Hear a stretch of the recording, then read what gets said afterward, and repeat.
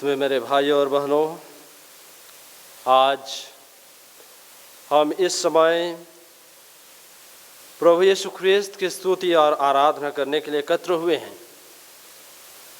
हम प्रभु से प्रार्थना करें उनकी उपस्थिति के लिए, जो हमेशा हमारा इंतजार करते रहते हैं। रोटी के रूप में हमारे पास आते हैं, जिससे कि हम उसका सेवन करें और हमारा मन और हृदय तृप्त हो जाए। आज के इस आराधना का विषय है ईश्वर की करुणा, ईश्वर की दया। किस प्रकार से ईश्वर हम सबों को प्यार करते हैं, हम सबों पर दया करते हैं, क्योंकि वह हम सबों से प्यार करते हैं। और इसीलिए जब मनुष्य पाप में गिर जाता है, उस पाप के दलदल से हम सबों को बाहर निकालने के लिए अपने नबियों को भेजता है, और नबियों के द्वारा वे हमें ईश्वर का रास्ता बतलाते हैं। लेकिन मानव जाति नबियों की बातों से विचलित हो जाते हैं, वे उनकी बातों को नहीं सुनते हैं और वे पाप में डूबते ही चले जाते हैं। और इसलिए ईश्वर अपने पुत्र यीशु ख्रिस्त को इस दुनिया में भेजते हैं, जो कि पूरी मानव जाति के पापों को अपने ऊपर ले लेते हैं और क्रूस पर अपने प्राणों की आहुति दे देते हैं, जिससे कि मानव जाति मुक्ति प्राप्त कर सके। ऐसा वह इसलिए करते हैं क्योंकि वे पूरे मानव जाति को प्यार करते हैं। तो आइए उसी प्रभु यीशु ख्रिस्त की करुणा, प्रभु यीशु ख्रिस्त की दया और प्रभु यीशु ख्रिस्त के प्यार को हम मनन चिंतन करें। आइए हम अपने संपूर्ण जीवन को ईश्वर को समर्पित करें, क्योंकि यदि हम ईश्वर का सहारा लेते हैं, यदि ईश्वर हमारे साथ है, तो हम इस दुनिया में सब कुछ कर सकते हैं। लेकिन यदि ईश्वर हमारे जीवन में नहीं है, तो हमारा जीवन व्यर्थ है। तो आइए हम अपने आँखों को बंद करें और प्रभु से दुहाई करें, प्रभु से प्रार्थना करें, प्रभु की स्तुति और महिमा करें, जिससे कि हम अपने माध्यम से प्रभु की स्तुति, प्रभु की महिमा, प्रभु का गुणगान कर सकें। हे सर्वशक्तिमान पिता परमेश्वर, आपने अपने बेटे यीशु ख्रिस्त को इस दुनिया में भेजा, जिससे कि वे हमारे पापों को अपने ऊपर हर ले, अपने ऊपर ले ले और हम सबों को पापों की गुलामी से छुटकारा प्रदान करे। प्रभु यीशु ख्रिस्त इस दुनिया में आकर हर प्रकार के लोगों के साथ अपने जीवन को जिया। जो लोग निराश और हताश हो गए थे, उनके बीच में जाकर उन्हें आशा का संदेश दिया। जो समाज से बहिष्कृत हो चुके थे, उनके लिए भी उन्होंने मुक्ति का संदेश दिया कि वे भी ईश्वर के बेटे और बेटियां हैं। और इसलिए हम इस ईश्वर की स्तुति करते हुए हम उसकी महिमा गाएं और कहें हालेलुया, हालेलुया, प्रभु महान है, हालेलुया, प्रभु की स्तुति हो, प्रभु की आराधना हो, प्रभु की महिमा हो। प्रभु यीशु ख्रिस्त हम सबों के पास इसलिए आते हैं कि हम प्रभु के प्यार को पहचान सकें। और इसलिए ईश्वर माता मरियम को चुनते हैं, जिसके माध्यम से हमारी मुक्ति की शुरुआत हो सके। माता मरियम को ईश्वर शुरू से ही तैयार करते हैं, उन्हें निष्कलंक पाप मुक्त करते हैं, जिससे कि वे प्रभु यीशु ख्रीस्त की मां बन सकें। ईश्वर कोई भी दूसरी स्त्री को चुन सकता था, लेकिन माता मरियम को ईश्वर इसलिए चुनता है कि वह सभी प्रकार के कलंक से दूर रहे। और हम देखते हैं किस प्रकार से माता मरियम पवित्र आत्मा से गर्भ धारण करती है, पवित्र आत्मा से गर्भवती होती है और यीशु ख्रीस्त को, हमारी मुक्ति को इस दुनिया में लेकर आती है। न केवल वह इस दुनिया में प्रभु यीशु ख्रीस्त को लेकर आती है, लेकिन उसके हर क्षण में उसका सहारा बनती है। जब बालक यीशु ख्रीस्त को राजा हेरोद मार डालना चाहते हैं, वह दूर प्रदेश में उसे ले जाती है। जब वह पीड़ा में रहती है, प्रसव पीड़ा में रहती है, उन्हें कहीं जगह नहीं मिलता है अपने बेटे यीशु ख्रीस्त को जन्म देने के लिए, वह गौशाले में जन्म देती है। जब वह प्रभु यीशु ख्रीस्त को अपने गर्भ में धारण करती है, वह अपनी कुटुंबिनी एलिजाबेथ से मुलाकात करने जाती है।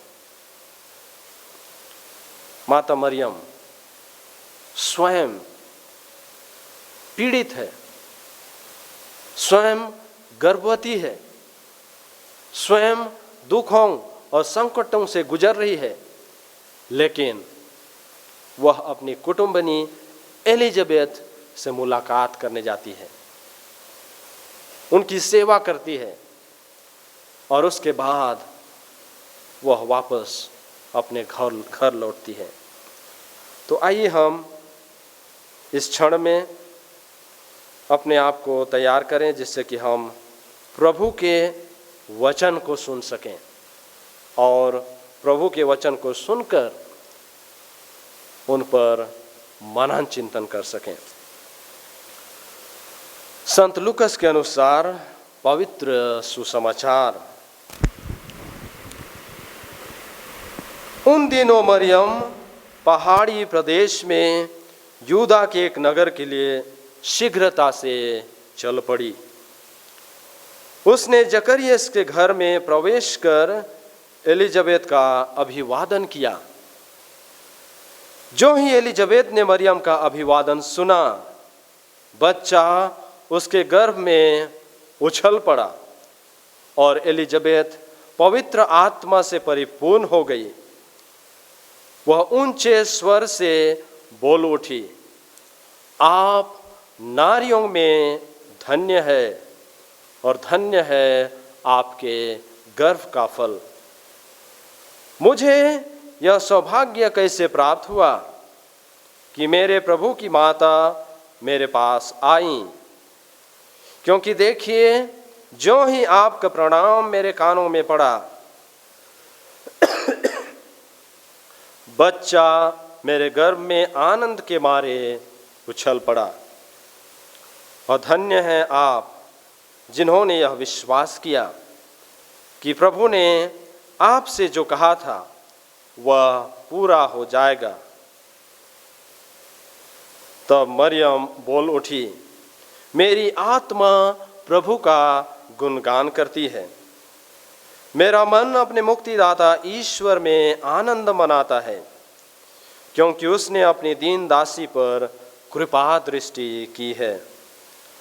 अब से सब पीढ़ियां मुझे धन्य कहेंगी, क्योंकि सर्वशक्तिमान ने मेरे लिए महान कार्य किए हैं।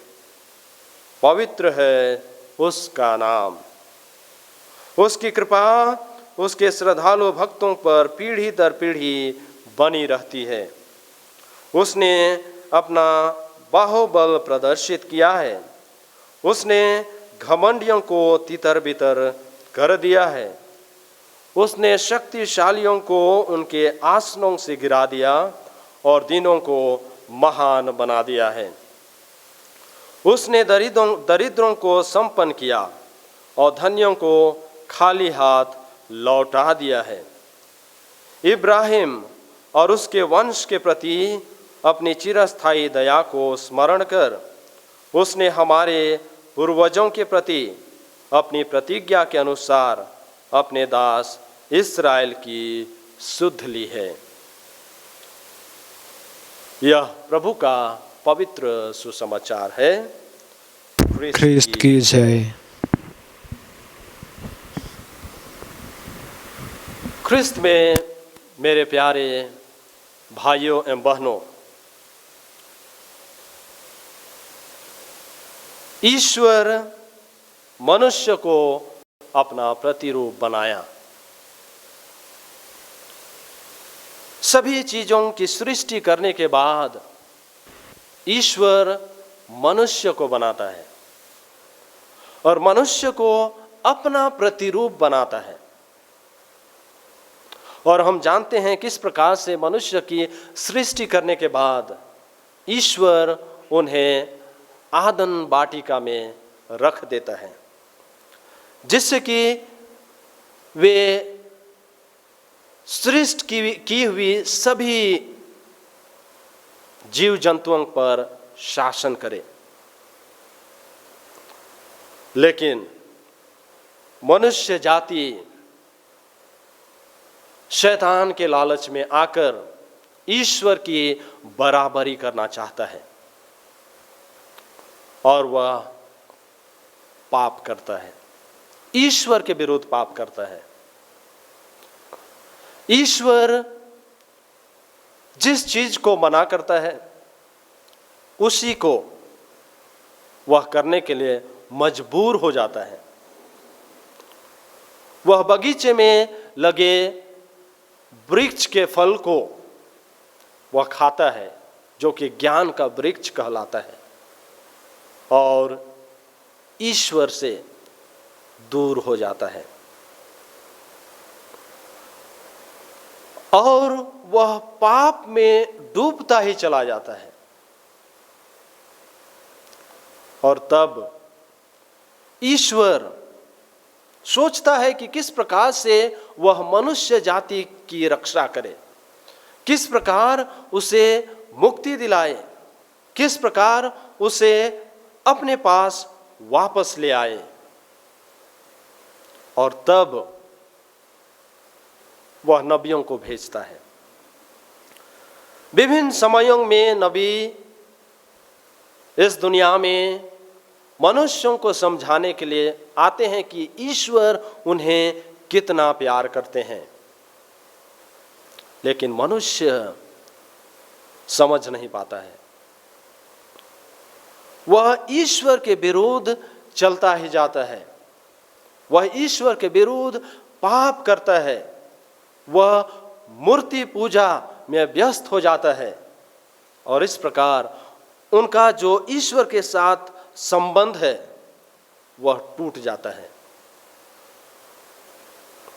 और अंत में ईश्वर मनुष्यों के बीच में से ही माता मरियम को चुनता है,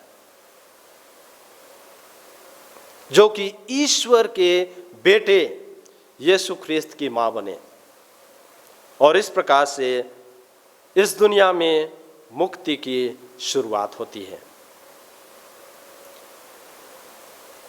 और यीशु ख्रिस्त इस दुनिया में आकर गरीब, दुखी, असहाय, निराश, हताश लोगों के बीच में उनको प्रोत्साहन देते हैं। समाज उन्हें तिरस्कार कर देता है, लेकिन वे उन गरीब लाचार व्यक्तियों का साथ नहीं छोड़ते हैं। उन्हें धाड़स बंधाते हैं जिससे कि वे अपनी खोई हुई पहचान को वापस पा सकें। और अंत में हम देखते हैं कि किस प्रकार से ईश्वर प्रभु यीशु ख्रीस्त क्रूस पर अपने आप को बलिदान चढ़ा देते हैं और उस बलिदान के माध्यम से हम उस खोई हुई पहचान को वापस पाते हैं जिससे कि हमें हमारी सृष्टि के समय मिली थी। ईश्वर के बेटे और बेटियां कहलाने की उपाधि हमें फिर से प्रभु यीशु ख्रीस्त वापस दिलाते हैं। आज जब हम माता मरियम के जीवन के बारे में मनन चिंतन करें तो हम पाएंगे कि माता मरियम को जब गैब्रिएल दूत की ओर से संदेश मिलता है कि आप ईश्वर के बेटे यीशु ख्रीस्त को अपने गर्भ में धारण करेंगे, आप पवित्र आत्मा से गर्भवती होंगे और आपके बेटे के द्वारा पूरी दुनिया की मुक्ति होगी, वह विश्वास करती है और वह ईश्वर के उस बिलाहट को स्वीकार करती है और हाँ कहती है। और जब से माता मरियम ईश्वर को हाँ कहती है वह कभी वापस मुड़कर नहीं देखती है। और इसीलिए जब अपने बेटे यीशु ख्रीस्त को क्रूस पर मरते हुए देखती है उसका हृदय दुख से भर जाता है, वह रोने लगती है, वह हताश और निराश हो जाती है। और हम जानते हैं कि जब प्रभु यीशु ख्रीस्त क्रूस पर मर जाते हैं चारों ओर अंधेरा छा जाता है। अंधेरा इसीलिए छाता है क्योंकि माता मरियम दुखित होती है, माता मरियम आंसू बहाती है, लेकिन उन्हें और एक बार स्वर्गदूत धाड़स बंधाते हैं और कहते हैं आपको यीशु ख्रीस्त के शिष्यों को धाड़स बंधाना है, उन्हें एकजुट करना है और प्रभु यीशु ख्रीस्त के कार्य को आगे बढ़ाना है। और वह और एक बार सहर्ष स्वीकार करती है और इसीलिए हम उसे कहते हैं करुणा की माता। और उसी समय से माता मरियम पूरी मानव जाति की माता बनती है। और जब जब मनुष्य माता मरियम के मध्यस्थता से प्रार्थना करती है उसकी प्रार्थना कभी भी अनसुनी नहीं होती है, क्योंकि यीशु ख्रीस्त अपनी माता को स्वर्ग राज्य में रानी का दर्जा देते हैं। और वह रानी का दर्जा इसीलिए देते हैं क्योंकि माता मरियम प्रभु यीशु ख्रीस्त के जन्म से लेकर प्रभु यीशु ख्रीस्त के क्रूस के मरण तक साथ देती है।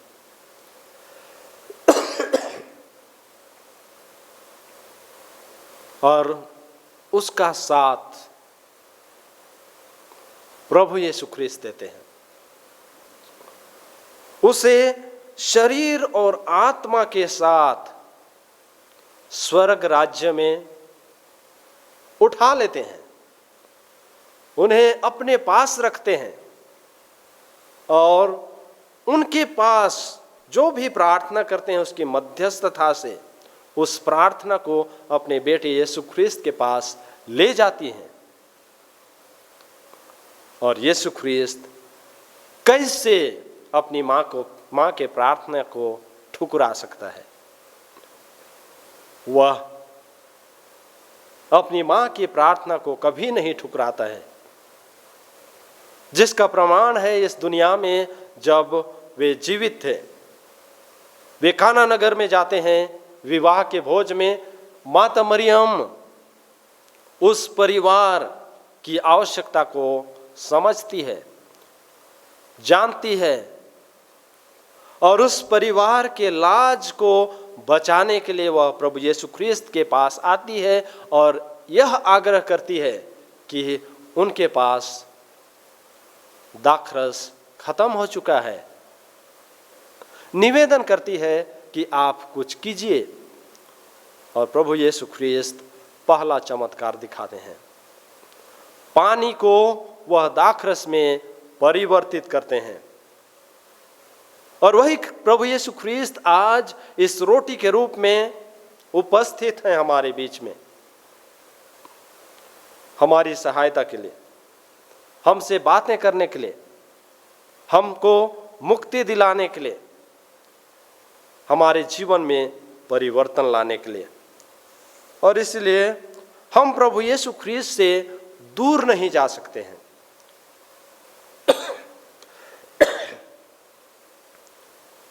लेकिन प्रभु यीशु ख्रीस्त के पास रहकर हम अनंत जीवन को पा सकते हैं। और इसलिए आइए हम यह भजन को गाएं और आप मेरे पीछे पीछे दोहराइएगा। तुमसे जुदा होकर मैं कहाँ जाऊंगा, तेरे ही तो वचनों में अनंत जीवन है। तुमसे जुदा होकर मैं कहाँ जाऊंगा,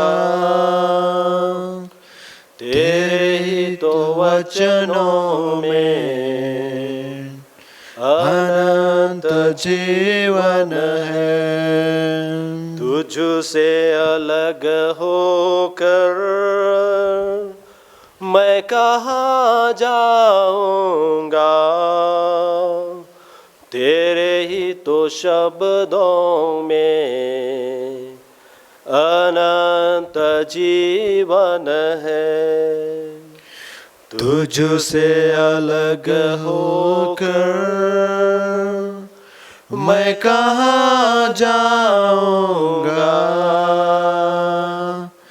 तेरे ही तो शब्दों में अनंत जीवन है।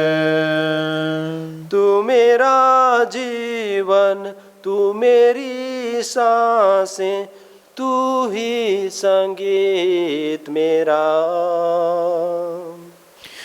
तू मेरा जीवन, तू मेरी सांसें, तू ही संगीत मेरा। तेरे ही तो वचनों में अनंत जीवन है। तेरे ही तो शब्दों में अनंत जीवन है। तेरे ही तो वचनों में अनंत जीवन है। तेरे ही तो शब्दों में अनंत जीवन है। तू मेरा दीपक, तू मेरा आनंद, तू ही तो मार्ग मेरा।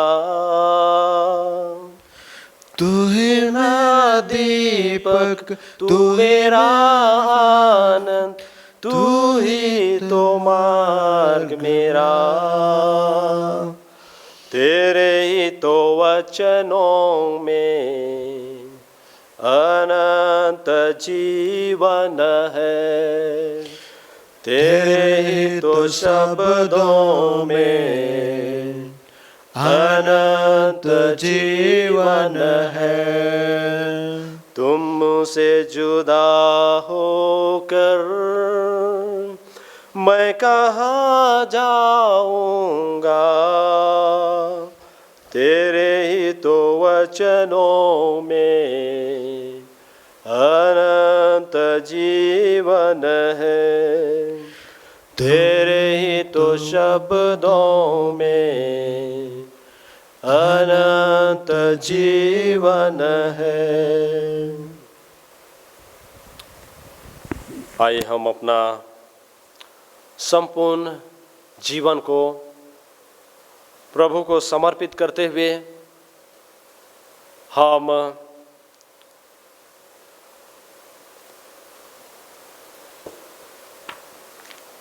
ईश्वरीय दया, ईश्वरीय करुणा की स्तुति विनती को कहेंगे। आपका जवाब होगा, हे प्रभु दया कर, हे प्रभु दया कर, हे ख्रिस्त दया कर, हे ख्रिस्त दया कर। ख्रिस्त हमारी सुन, ख्रिस्त हमारी विनती पूरी कर। स्वर्गवासी पिता परमेश्वर हम पर दया कर। पुत्र परमेश्वर दुनिया के मुक्तिदाता हम पर दया कर। पवित्र आत्मा परमेश्वर हम पर दया कर। पवित्र त्रित्व एक ही परमेश्वर हम पर दया कर। हमारा जवाब होगा, मैं आप पर भरोसा रखता हूँ, मैं आप पर भरोसा रखता हूँ। परम पिता से मिलने वाली हे ईश्वरीय कृपा, मैं आप पर भरोसा रखता हूँ। ईश्वर की परम करुणा रूपी हे ईश्वरीय कृपा, मैं आप पर भरोसा रखता हूँ।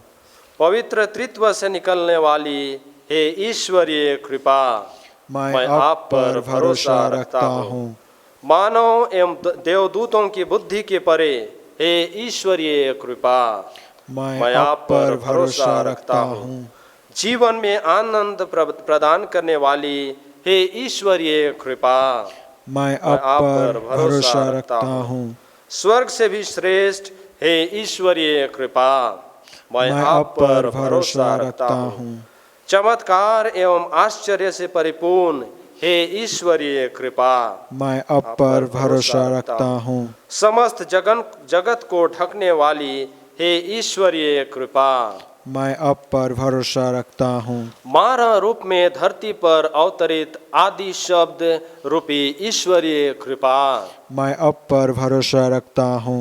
यीशु के हृदय के खुले घाव से बहने वाली हे ईश्वरीय कृपा, मैं आप पर भरोसा रखता हूँ। हमारे लिए विशेषकर पापियों के लिए यीशु के दिल में समाहित हे ईश्वरीय कृपा, मैं आप पर भरोसा रखता हूँ। मिस्सा बलिदान की स्थापना में निहित हे ईश्वरीय कृपा, मैं आप पर भरोसा रखता हूँ। पवित्र कलीसिया के नींव में उपस्थित हे ईश्वरीय कृपा, मैं आप पर भरोसा रखता हूँ। यीशु मसीह के द्वारा हमारे दोष शुद्धिकरण में क्रियाशील हे ईश्वरीय कृपा, मैं आप पर भरोसा रखता हूँ। संपूर्ण जीवन में हमारा साथ देने वाली हे ईश्वरीय कृपा, मैं आप पर भरोसा रखता हूँ। मृत्यु के समय में तसल्ली देने वाली हे ईश्वरीय कृपा, मैं आप पर भरोसा रखता हूँ। हमें अमर जीवन प्रदान करने वाली हे ईश्वरीय कृपा, मैं आप पर भरोसा रखता हूँ। जीवन के हर क्षण हमारा साथ देने वाली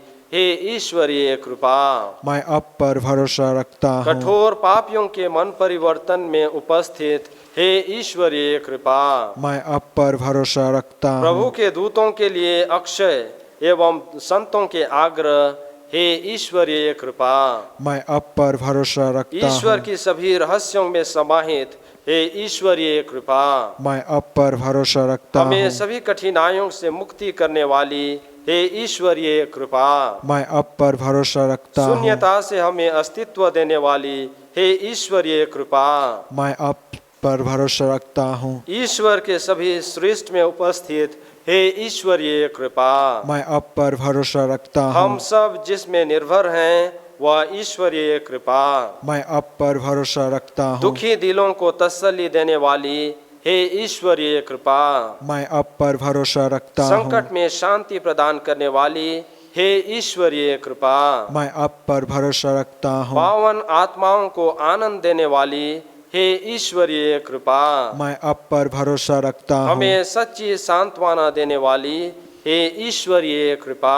मैं आप पर भरोसा रखता हूँ। हम प्रार्थना करें। हे सनातन ईश्वर, आप असीम कृपा और दया का भंडार हैं। हम पर दया दृष्टि डाल और आपकी कृपा हम में बढ़ने दे, ताकि कठिनाइयों के समय हम निराश और उदास न हो जाएं, बल्कि अपने आप को प्रेम पूर्वक आपकी पावन इच्छा के प्रति विश्वास के साथ न्यौछावर कर सकें। आमीन।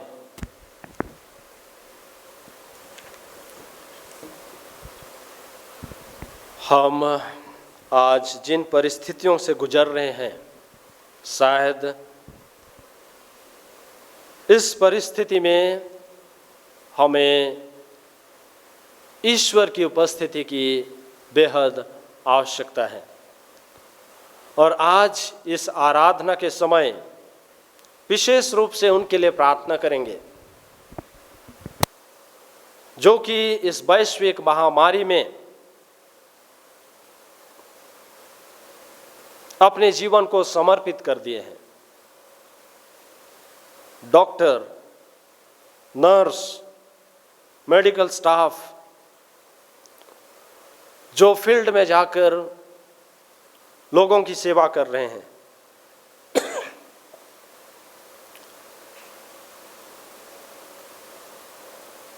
हमारा जवाब होगा, हे पिता हमारी प्रार्थना सुन। हे पिता हमारे प्रार्थना सुन।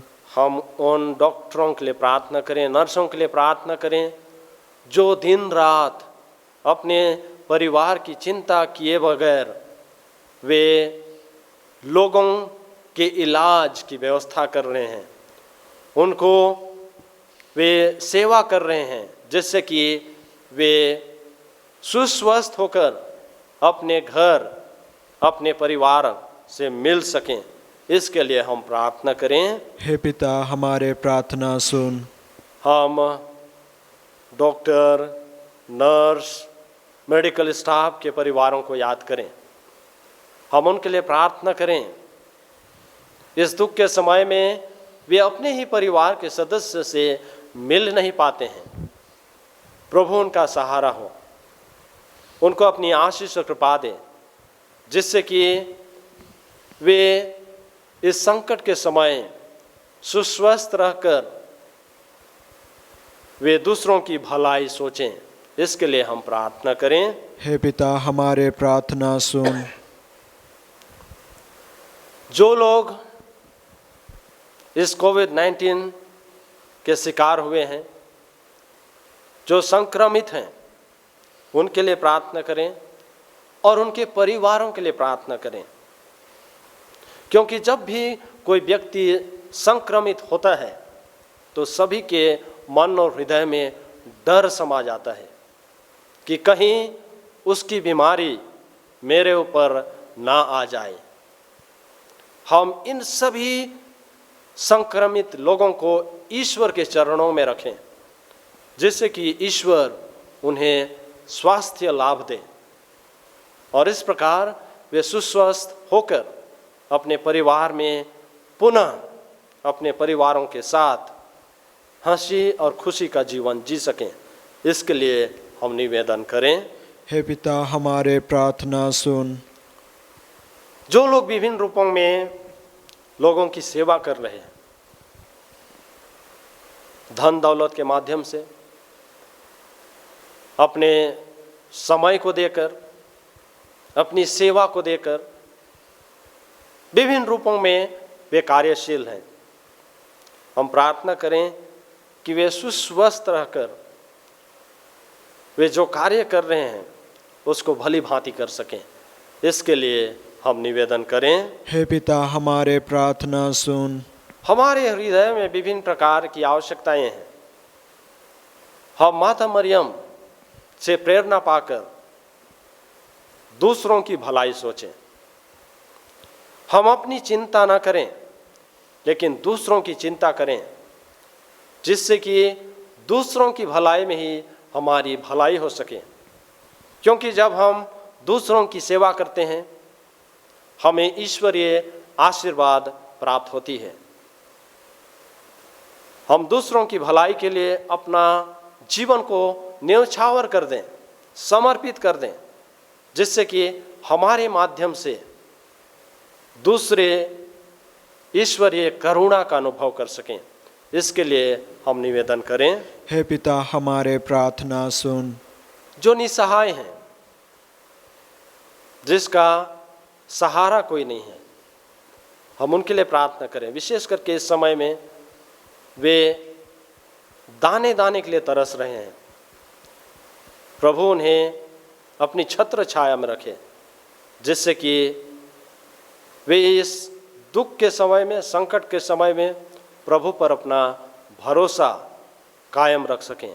इसके लिए हम निवेदन करें। हे पिता, हमारे प्रार्थना सुन। आइए हम अपने मन और हृदय में जो भी विनती है, जो भी निवेदन है, जो भी प्रार्थनाएं हैं, उसे हम प्रभु के समक्ष रखें, जिससे कि प्रभु हमारी हर आवश्यकताओं को पूरा करे और हम अपने विश्वास में और भी दृढ़ और मजबूत होते जाएं।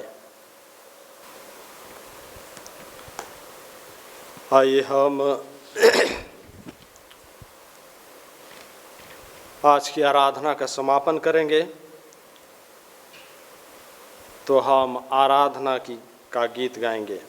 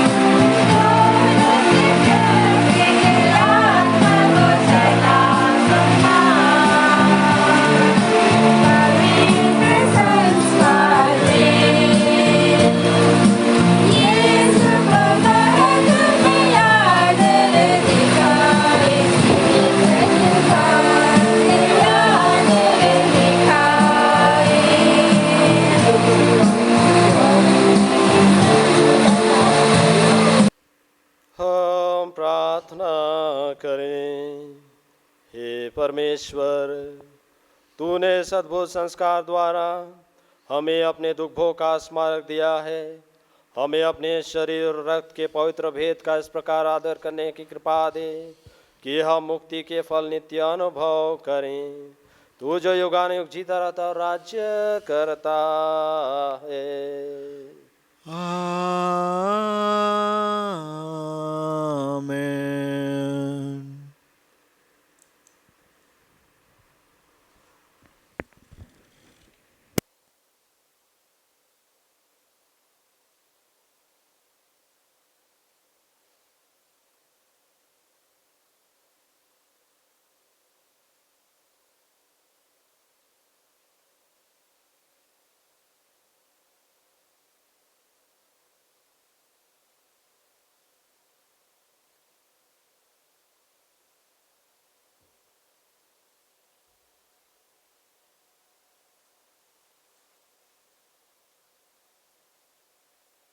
धन्य परमेश्वर, धन्य उसका पवित्र नाम, धन्य यीशु ख्रीस्त सच परमेश्वर और सच मनुष्य, धन्य यीशु का नाम, धन्य उसका पवित्र हृदय, धन्य उसका परम मूल्यवान व्रत, धन्य परम पवित्र संस्कार में यीशु, धन्य पवित्र आत्मा हमारे सहायक, धन्य अति पवित्र मरियम परमेश्वर की माँ, धन्य उसका पवित्र और निष्कलंक गर्भागमन, धन्य उसका प्रतापी उद्ग्रहण, धन्य कुमारी और माता मरियम का नाम, धन्य उसका अति शुद्ध व संत योसेफ,